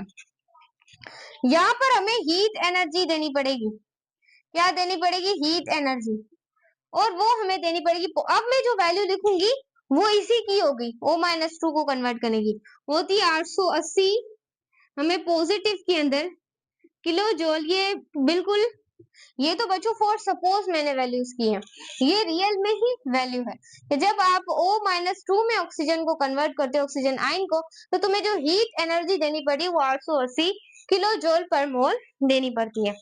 इतना तुम्हें क्लियर हो गया है। सो फ्रेंड्स यहाँ पर अब और ज्यादा हम यहाँ पर नहीं लिख सकते क्योंकि अब हमें मिटाना पड़ेगा, सही। सो ये जो प्रोसेस है this is called a endothermic process, और इसमें जो हीट है वो हमें पॉजिटिव में देनी पड़े। अब अगर मैं थर्ड यहाँ पर रिएक्शन करवाना चाहूँ, यहाँ पर नाइट्रोजन को गैसियस आयन में लिया, एक इलेक्ट्रॉन को मैंने यहाँ पर ऐड करवा दिया, अब ये बन गया नाइट्रोजन आयन, प्लस में हमें क्या देनी पड़ी, हीट एनर्जी देनी पड़ी। फॉर एग्जाम्पल हमें जो हीट एनर्जी देनी पड़ी वो -234 किलो जूल पर मोल हमें एनर्जी को देना पड़ा। ये थर्ड हमारे पास इलेक्ट्रॉन एफिनिटी है। अब देखें जो फर्स्ट इलेक्ट्रॉन एफिनिटी है वो क्या आई, नेगेटिव में आई एक्सोथर्मी में। सेकेंड इलेक्ट्रॉन एफिनिटी पॉजिटिव में आई, और जैसे ही पॉजिटिव में आई तो सबसे ज्यादा आपको हीट कहाँ पर देनी पड़ी, तो जितनी ज्यादा हीट आपको देनी एनर्जी देनी पड़ी उतनी उसकी इलेक्ट्रॉन एफिनिटी ज्यादा होगी। तो इलेक्ट्रॉन एफिनिटी फर्स्ट वाले की कम होती है, सेकंड वाले की ज्यादा होती है, और थर्ड वाले की फिर से कम होती है, क्योंकि यहाँ फिर से कौन सा प्रोसेस हो जाता है, एक्सोथर्मिक प्रोसेस। अब इसका रिलेशनशिप जो एमडी गेट के अंदर आएगा, इतनी बड़ी बड़ी बातें थोड़ी की जाएंगी, कॉन्सेप्चुअल टीचर को बताना चाहिए स्टूडेंट्स को कि इलेक्ट्रॉन एफिनिटी फर्स्ट वाले की क्या होगी, कम होगी सेकंड वाले से, और सेकंड वाले की ज्यादा होगी किससे, थर्ड वाले से। फ्रेंड्स हमने आप लोगों को इलेक्ट्रोनेगेटिविटी पढ़ा दिया था, जब देखा तो वीडियो मैंने ऑन ही नहीं की। अब देखिए भाई इलेक्ट्रोनेगेटिविटी स्टूडेंट्स क्या होती है, इलेक्ट्रोनेगेटिविटी एक एबिलिटी होती है एटम की जो वो अट्रैक्ट करता है shared pair of atom, atom के शेयर्ड पेयर को अपनी तरफ क्या करता है, अट्रैक्ट करता है। उसी एबिलिटी को, उसी ताकत को आप लोग क्या बोलते हैं, इलेक्ट्रोनेगेटिविटी कहते हैं। जब अपनी तरफ एटम की ताकत होती है कि वो अपनी तरफ क्या करता है, इलेक्ट्रॉन के जोड़े को खींचता है, नहीं भाई तुम आ जाओ, नहीं तुम आ जाओ, तो इस तरीके से जब वो खींचता है तो ये जो उसकी ताकत होती है इसे सिंप्लीफाई आप इलेक्ट्रोनेगेटिविटी कहते हैं। अब याद रखें सबसे ज्यादा इलेक्ट्रोनेगेटिविटी किसके पास होती है, ये जो तीन एलिमेंट और तीन ट्रिक है, fluorine oxygen and nitrogen, fluorine की इलेक्ट्रोनेगेटिविटी सबसे ज्यादा होती है, ऑक्सीजन की उससे मीडियम होती है, नाइट्रोजन की उससे कम होती है, लेकिन ये हाईली आप लोग कह सकते हैं इलेक्ट्रोनेगेटिव क्या है, एलिमेंट्स है। सही हो गया। सो ये चीज तुमने याद रखनी है। अब एग्जाम्पल में तो तुम लोग यहाँ पर देखोगे HCl, H की जो इलेक्ट्रोनेगेटिविटी है हाइड्रोजन की वो होती है 2.1, और Cl की जो इलेक्ट्रोनेगेटिविटी होती है वो होती है 3.0। अब तुमने यहाँ पे ना थोड़ा सा दिमाग लगाना है कि जिसकी इलेक्ट्रोनेगेटिविटी ज्यादा होगी वो इलेक्ट्रॉन के जोड़े को, इलेक्ट्रॉन के पेयर को अपनी तरफ ज्यादा खींचेगा, और जिसकी इलेक्ट्रोनेगेटिविटी कम होगी वो इलेक्ट्रॉन के जोड़े को अपनी तरफ कम खींचेगा। तो सबसे ज्यादा जो इलेक्ट्रोनेगेटिविटी है वो किसके पास है, वो है क्लोरीन की। क्लोरीन की इलेक्ट्रोनेगेटिविटी सबसे ज्यादा है, और इसी वजह से क्लोरीन की इलेक्ट्रोनेगेटिविटी सबसे ज्यादा होने की वजह से इलेक्ट्रॉन के जोड़े को सबसे ज्यादा अपनी तरफ कौन अट्रैक्ट करेगा, क्लोरीन अट्रैक्ट करेगा। कितना तुम्हें क्लियर है। अब electronegativity directly proportion inversely proportion होती है नंबर ऑफ शेल्स के साथ, और इलेक्ट्रोनेगेटिविटी डायरेक्टली प्रोपोर्शन होती है न्यूक्लियर चार्ज। जितने ज्यादा नंबर ऑफ शेल्स बढ़ेंगे इलेक्ट्रोनेगेटिविटी कम होगी। ये चीज तुमने क्या करनी है, अब मैं बार बार चेक कर रही हूँ कहीं फिर से बंद ना हो जाए। अब इलेक्ट्रोनेगेटिविटी डायरेक्टली प्रोपोर्शन किसके साथ होती है, न्यूक्लियर चार्ज के साथ। सही हो गया। अब इसके बाद हमारे पास टेस्ट के अंदर कौन सी चीजें पूछी जा सकती हैं कि बताए हाईएस्ट इलेक्ट्रोनेगेटिविटी किसकी होती है, तो फ्लोरीन की होती है। लोवेस्ट इलेक्ट्रोनेगेटिविटी किसकी होती है, सीजियम। इसके अलावा तुम्हें कुछ भी याद करने की इसमें जरूरत नहीं है। सही है। अब कुछ बच्चों कॉन्सेप्ट होते हैं जो कि आपको याद करने पड़ते हैं, कुछ ऐसे कॉन्सेप्ट होते हैं जिनका आप लोगों को पता होता है। अब देखिए ट्रेंड्स, अब ट्रेंड्स वही है, जब तुम पीरियोडिक टेबल से टॉप से बॉटम जाओगे तो तुम्हारी इलेक्ट्रोनेगेटिविटी कम होगी क्योंकि नंबर ऑफ शेल इंक्रीज होंगे। जब तुम पीरियोडिक टेबल के अंदर लेफ्ट टू राइट जाओगे तुम्हारी इलेक्ट्रोनेगेटिविटी क्या होगी, इंक्रीज होगी। इसे तुम नोट कर लो, नोट कर ले हम लोग, तो कर ले नोट। अब हम आगे चलेंगे, ये हो गया हमारा इलेक्ट्रोनेगेटिविटी का टॉपिक। अब हम यहाँ पर पढ़ेंगे, यहाँ पर हम पढ़ते हैं इलेक्ट्रिकल कंडक्टिविटी।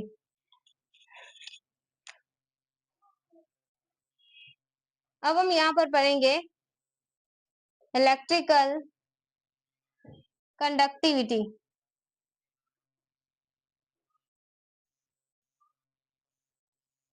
अब इलेक्ट्रिकल कंडक्टिविटी होती क्या है? इलेक्ट्रिकल कंडक्टिविटी याद रखना है, एक तरह की एबिलिटी होती है एटम की, जो वो कंडक्ट करता है। किसको कंडक्ट करता है? इलेक्ट्रिसिटी को कंडक्ट करता है। उसी एबिलिटी को हम लोग क्या बोलते हैं?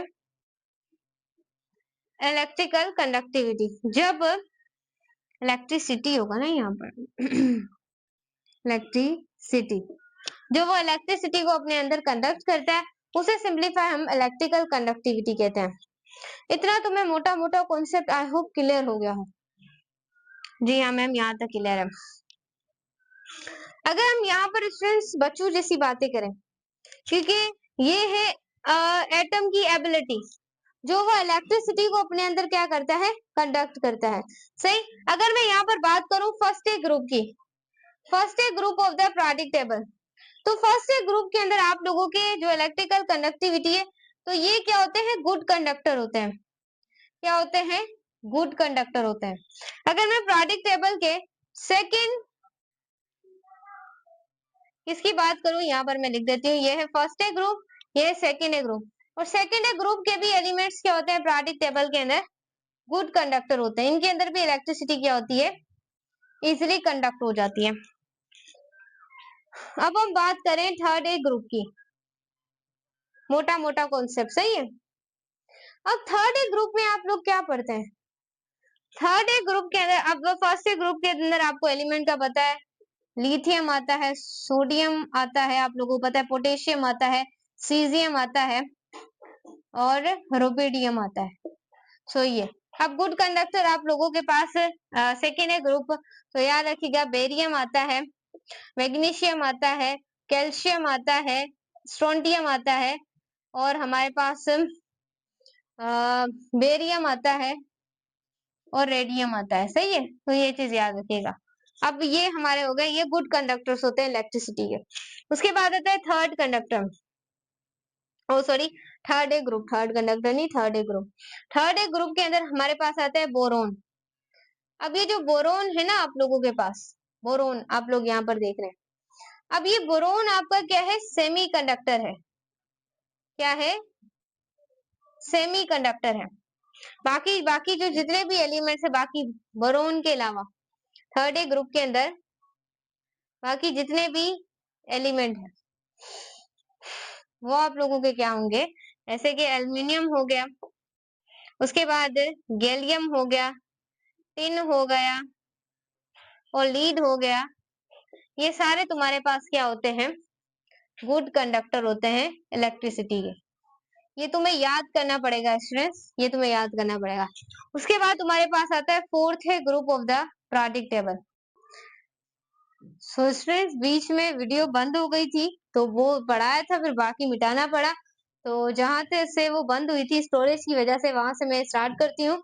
अब देखिए जो फोर्थ ग्रुप है, यहाँ पर कार्बन एक बैड कंडक्टर है।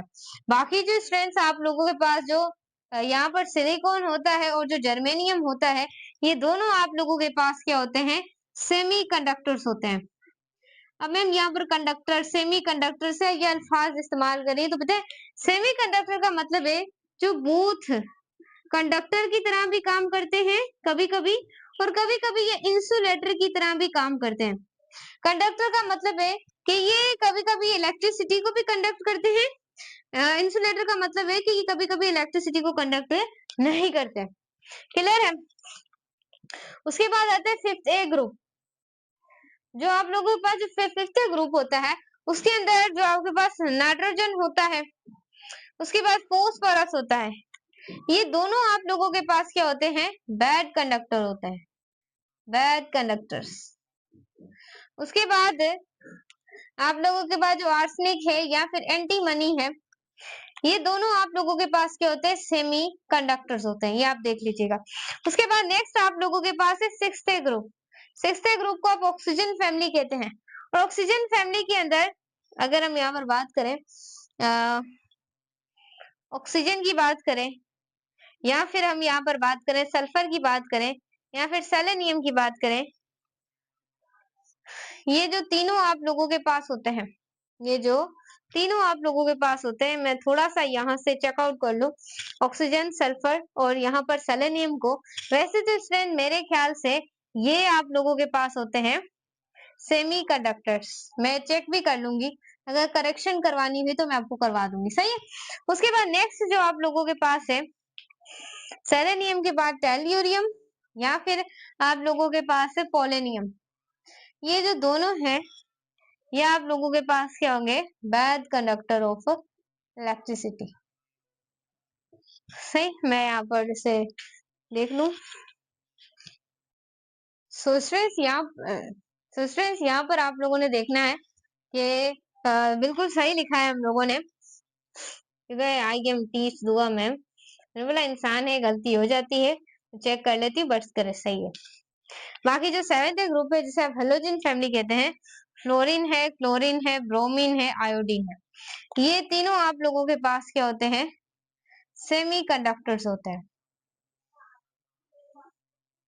ये सारा आप लोगों ने याद करना पड़ेगा आप लोगों को, ये कुछ याद करने की चीजें होती है केमिस्ट्री के अंदर। बाकी जो एस्टेनिन होता है वो आप लोगों के पास क्या होता है, बैड कंडक्टर होता है। क्या होता है, बैड कंडक्टर। नेक्स्ट आप लोगों के पास आता है 8A ग्रुप। क्या आता है, 8A ग्रुप। 8A ग्रुप बच्चों स्टेबल्स होते हैं, और ये क्या होते हैं, एक तरह के बैड कंडक्टर होते हैं। इसे आप नोट कर ले, मैं साइड हट जाती हूँ। जल्दी नोट करें, आज स्टोरेज बहुत फुल है, जल्दी जल्दी बातें करते हैं। क्लियर है मेरे बच्चे, यहाँ तक आप लोगों ने क्या करना है, क्लियर रखना है, सही है। अब देखो, अब तुम्हारे पास आता है melting point and boiling point. इसका थोड़ा मोटा मोटा कॉन्सेप्ट तुमने समझ लेना है। अब याद रखो तुम्हारे पास मेल्टिंग पॉइंट क्या होती है। मेल्टिंग पॉइंट जब आपकी स्टेट ऑफ जो लिक्विड है वो चेंज हो जाए, किसमें, सॉलिड में चेंज हो जाए, उसे सिंपलीफाई आप लोग कहते हैं मेल्टिंग पॉइंट। उसके बाद बॉइलिंग पॉइंट किसे कहते हैं, जब आपकी स्टेट ऑफ लिक्विड चेंज हो जाए गैसेस में, तो सिंपलीफाई हम उसे कहते हैं boiling point. This is called a boiling point. इतना तुम्हें क्लियर है, हाँ जी, इतना तुम्हें क्लियर होगा। अब देखो अगर हम बात करें फर्स्ट ए ग्रुप की, और अब तो तुम्हें याद ही होंगे first A group and second A group, ये दोनों के अंदर अब देखो जो आपके पास मेल्टिंग पॉइंट है वो डायरेक्टली प्रोपोर्शनल होती है किसके, डेंसिटी के, और डेंसिटी बराबर होती है मास अपॉन वॉल्यूम के। ये तुम सबको पता होगा, जिसे तुमने नोट कर लेना है, सही है। अब देखो मैं इसको थोड़ा नीचे लिख देती हूँ। जब आप फर्स्ट ए ग्रुप की बात करते हैं और हम सेकेंड ए ग्रुप की बात करते हैं, तो ma'am what is your difference, what is the difference, first और सेकेंड ए में मेल्टिंग पॉइंट इज डिक्रीज होती है जब पीरियोडिक टेबल में आप टॉप टू बॉटम जाते हैं, क्योंकि इंक्रीज होता है वॉल्यूम। इतना तुम्हें क्लियर हुआ, मैं मोटा मोटा कॉन्सेप्ट तो आप हमें वैसे ही बता देती है। अब देखें melting point left to right जाने से क्या होती है, इंक्रीज होती है। क्यों इंक्रीज होती है, क्योंकि डेंसिटी आर इंक्रीजेस। बात सही, काम सही। तो अब नेक्स्ट हमारे पास है third A group, fourth A group, fifth A group. ये बच्चों इनकी कोई नोट, इसके बारे में कोई इनकी मेल्टिंग पॉइंट और बॉइलिंग पॉइंट के बारे में नहीं बताया गया। उसके बाद हमारे पास है sixth A group, seventh A group and eight A group.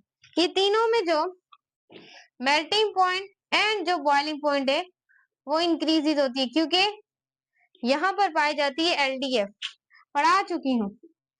And ये इतनी अच्छी तरीके से बता चुकी हूँ कि आप लोगों को कभी एमडी गेट देने के बाद भी जिंदगी में नहीं भूलेगी। जो मैंने आपको बताया था states of matter of the solids के अंदर एलडीएफ क्या होती है, लंदन डिस्पर्जन फोर्सेस, जो कि नॉन पोलर के बिटवीन पाई जाती हैं। मैं पता है ये वीडियो मेरे टिकटॉक के ऊपर भी वायरल हुई, 2 मिलियन प्लस पे गई थी कि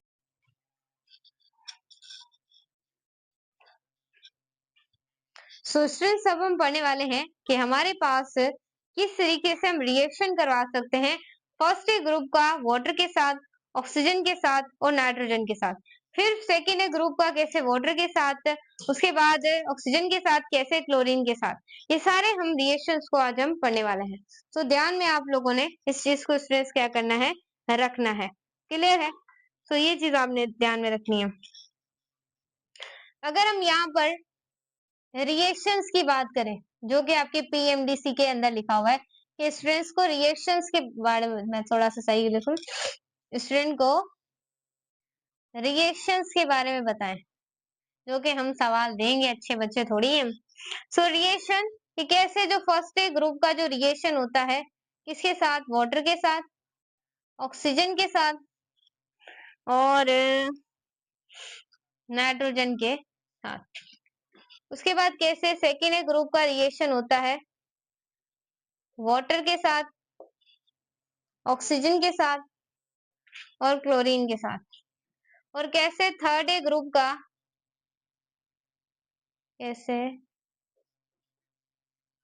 ग्रुप का रिएक्शन होता है वाटर के साथ, ऑक्सीजन के साथ और सोडियम के साथ।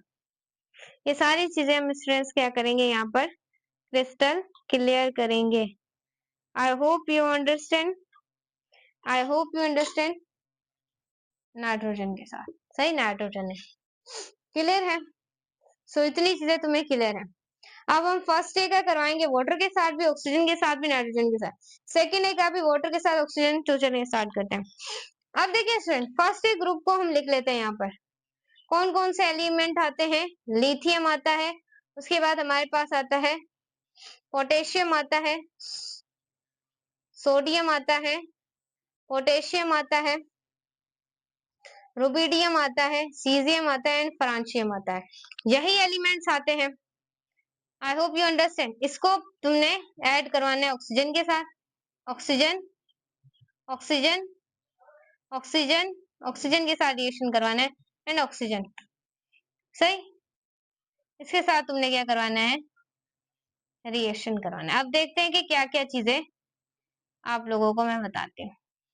अब स्टूडेंट्स यहाँ पर ध्यान में रखिएगा कि ऑक्सीजन के ऊपर अगर चार्ज -1 हो तो वो बनाता है नॉर्मल ऑक्साइड। क्या बनाता है, ये आपने सेकेंड ईयर में पढ़ा होगा। उसके बाद अगर ऑक्सीजन के ऊपर -2 चार्ज हो तो ये बनाता है पर ऑक्साइड। क्या बनाता है, पर ऑक्साइड। अगर ऑक्सीजन के ऊपर चार्ज 1/2 हो तो ये क्या बनाएगा, तो ये बनाएगा सुपर ऑक्साइड। क्या बनाएगा, सुपर ऑक्साइड बनाएगा। देखो जरा ये नहीं, हाँ सुपर ऑक्साइड बनेगा। अगर लिथियम ऑक्सीजन के साथ रिएक्ट करेगा तो लिथियम ऑक्साइड बनाएगा। लिथियम ऑक्साइड क्यों बनाएगा, अब देखिए स्टूडेंट्स, इक्वेशन आप खुद बैलेंस कर लीजिएगा, इतना तो आपको आता होगा। अब लिथियम, लिथियम फर्स्ट ग्रुप का, इस वजह से इसके ऊपर चार्ज +1 आएगी। और यहाँ पर जो आपने याद करना पड़ेगा, कुछ चीजें याद करने वाली होती हैं। अब जो LiO2 है ये बनाएगा नॉर्मल ऑक्साइड, इस वजह से इसके ऊपर जो चार्ज होगी वो क्या होगी, -1 होगी। इस वजह से हम इसको नाम देंगे, this is called lithium, lithium oxide, सही है। उसके बाद अब ये यहाँ पर बनेगा सोडियम ऑक्साइड। क्या बनेगा, सोडियम ऑक्साइड। 2 लिखने की आपको अभी कोई जरूरत नहीं है। यहाँ पर अगर आपने लिखना है तो आप लिख भी सकते हैं, बट आपको अभी कोई जरूरत नहीं, सही है। उसके बाद लिथियम ऑक्साइड बनेगा, लिख भी दे, अब आपकी मर्जी है। अब देखें ये बनेगा सोडियम पर ऑक्साइड। पर ऑक्साइड क्यों बनेगा, क्योंकि स्टूडेंट्स आपने याद रखना है कि ये जो लिथियम और सोडियम है अब फ्रांशियम को आपने नहीं लेना क्योंकि ये एक रेडियो एक्टिव एलिमेंट है, इसको हम नहीं लेंगे यहाँ पे। अब देखें ये हो जाएगा, ये कौन से ग्रुप का एलिमेंट, फर्स्ट ग्रुप का, इस वजह से +1 आएगा और ये पर ऑक्साइड बना रहा है, इसका मतलब इसके ऊपर चार्ज क्या आएगी, -2 आएगी। अब हमें चार्जेस लिखने की कोई जरूरत नहीं, आप रिमूव भी कर सकते हैं। उसके बाद आपके पास आएगा पोटेशियम ऑक्साइड। अब पोटेशियम जो है वो फर्स्ट एक आए तो इस वजह से चार्ज +1 आएगी। अब जो ऑक्सीजन है, ऑक्सीजन अब क्या है, पर ऑक्साइड, सुपर ऑक्साइड, क्या 1/2 नहीं। आपने डाल्टन ने एक दिया था, जॉन डाल्टन है, लॉ ऑफ मल्टीपल प्रोपोर्शनल, आप जानते भी होंगे, 9th क्लास में आपने पढ़ा होगा। इसके अंदर कभी भी हम कोई भी वैल्यू फ्रैक्शंस में आप लोगों को कोई भी इक्वेशन नजर नहीं आई होगी क्योंकि हम लिखते ही नहीं है इक्वेशन को। सो इस वजह से स्ट्रेस यहाँ पर हम सिंप्लीफाई लिख देंगे माइनस, यहाँ पर O2 ही लिख देंगे। सही, यहाँ पर आप भले 2 लिखे ना लिखे, यहाँ पर भले आप 2 देखो, क्लियर नजर आ रहा है नहीं।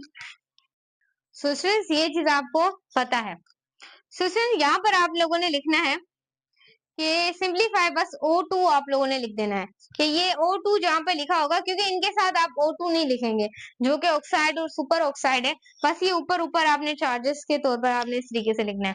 अब पोटेशियम ऑक्साइड, ये आप लोगों के पास क्या बनेगा, पोटेशियम सुपर ऑक्साइड। उसके बाद ये बनेगा रुबिडियम ऑक्साइड। रुबिडियम फर्स्ट एक आए तो +1 है, ऑक्सीजन O2, बस आपको हाफ में नहीं वैल्यू लिखनी। ये हो जाएगा आपके पास रुबिडियम सुपर ऑक्साइड। उसके बाद यहाँ सीजियम ऑक्साइड, यहाँ बन जाएगा सीजियम ऑक्साइड, सीजियम +1 और ये 2, सो ये हमारे पास बन जाएगा सीजियम, ये बन जाएगा सीजियम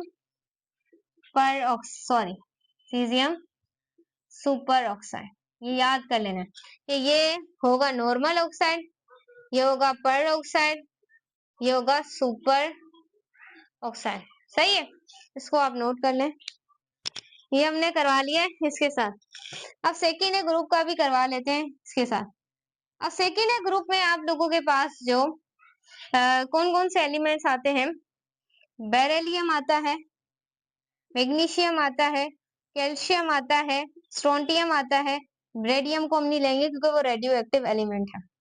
ये दोनों जो बनाएंगे, ये बनाएंगे नॉर्मल ऑक्साइड। अब आप खुद इक्वेशन कर लीजिएगा, अब आप होशियार है, करना वही सेम काम है। उसके बाद ये स्ट्रोंटियम और बेरियम, ये दोनों याद रखिएगा, ये आप लोगों के पास होते हैं पर ऑक्साइड। बाकी आप खुद बना सकते हैं, एक आपको बनाना मैंने सिखा दिया, वरना वीडियो की लेंथ बड़ी हो जाएगी और इतनी लेंथ अभी ये फिर एडिट नहीं होगी। नेक्स्ट हमारे पास है थर्ड ए ग्रुप। अब जो थर्ड ए ग्रुप है, इसके अंदर कौन कौन से एलिमेंट आते हैं, बोरोन आता है, एल्यूमिनियम आता है, उसके बाद गैलियम आता है, सो ये एंडियम आता है और हेलियम आता है। ये सारे जो है ये बनाते हैं नॉर्मल ऑक्साइड। सही है, तो ये मोटा मोटा कॉन्सेप्ट तुम्हें क्लियर हो गया, इसे तुम नोट कर लो, मैं मिटा रही हूँ। तो चले, क्लियर है, सो यहाँ तक तुम्हें क्या हो गया, क्लियर हो गया। ये वही बातें हैं, अब हम पढ़ने वाले हैं कि कैसे हम जो फर्स्ट ग्रुप का रिएक्शन करवाते हैं, किसके साथ करवाते हैं, वाटर के साथ, ऑक्सीजन के साथ करवाते हैं अब फर्स्ट ग्रुप का रिएक्शन।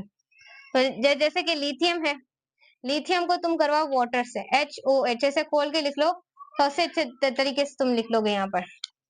तो यहाँ पर आप लोगों के पास हो जाएगा लिथियम ऑक्साइड और प्लस में आप लोगों के पास क्या आ जाएगा, H2 आ जाएगा।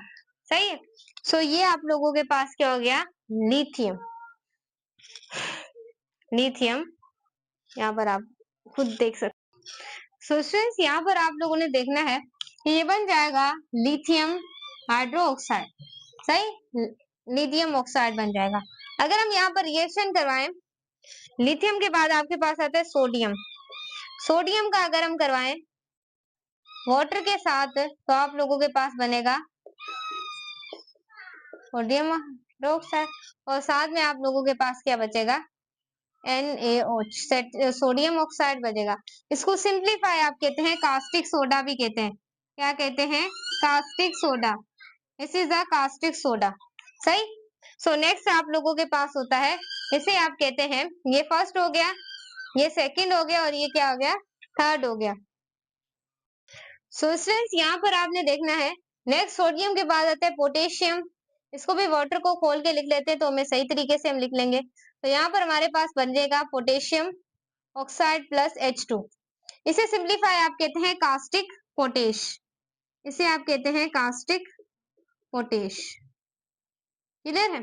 बहुत आसान है स्टूडेंट, बस यही रिएक्शंस आपको बाकी रेडियो एक्टिव एलिमेंट्स में आ जाते हैं इनके। नेक्स्ट आप लोगों के पास है सेकेंडरी ग्रुप। सेकेंडरी ग्रुप का रिएक्शन करवाएंगे अब वाटर के साथ। अब बेरिलियम, बेरिलियम जो होता है वो वाटर के साथ कोई रिएक्शन नहीं करता, नो रिएक्शन। बाकी अगर हम बात करें बेरिलियम के बाद एल्युमिनियम की,